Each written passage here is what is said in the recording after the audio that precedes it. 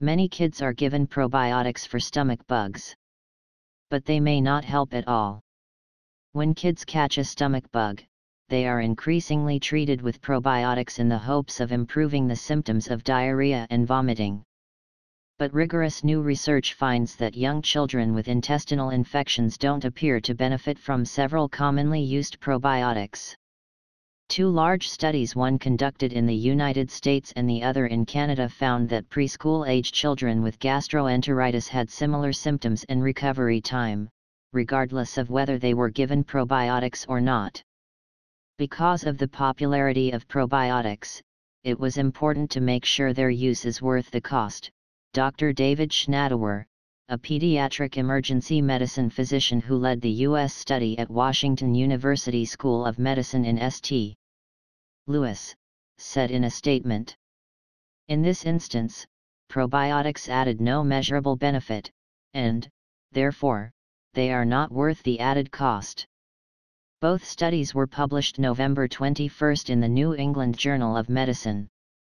Do probiotics really help?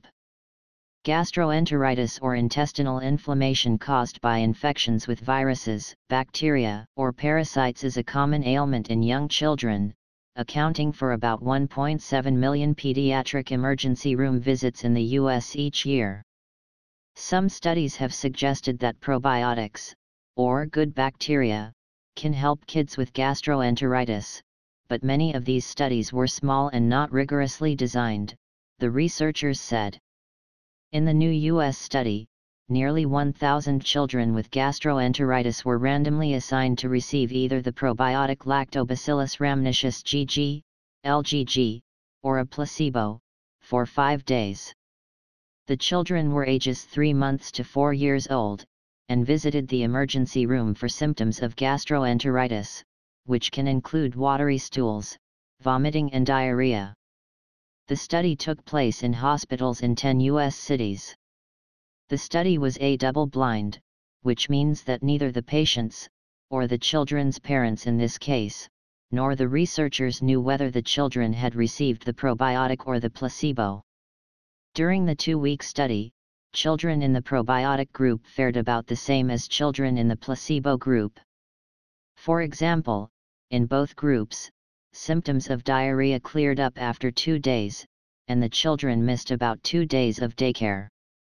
We tested many different scenarios: infants compared with toddlers, whether the patient had taken antibiotics, whether the gastroenteritis was caused by virus or bacteria, and how long the diarrhea had been going on before the treatment was given, said Schnadower, who is now the Senior Academic Director of the Division of Emergency Medicine at Cincinnati Children's Hospital Medical Center. Every time, we reached the same conclusion: the probiotic did not help.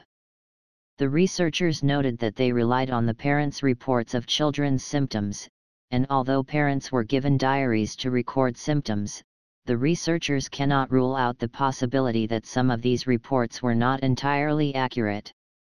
The results also cannot necessarily be generalized to all probiotics on the market. But the findings add to recent research questioning the benefits of probiotics. For example, a recent study found that some people's guts appear resistant to probiotics, meaning the bacteria fail to successfully live in, or colonize, their guts. But there may still be specific conditions and population groups that benefit from certain probiotics, the Canadian team said.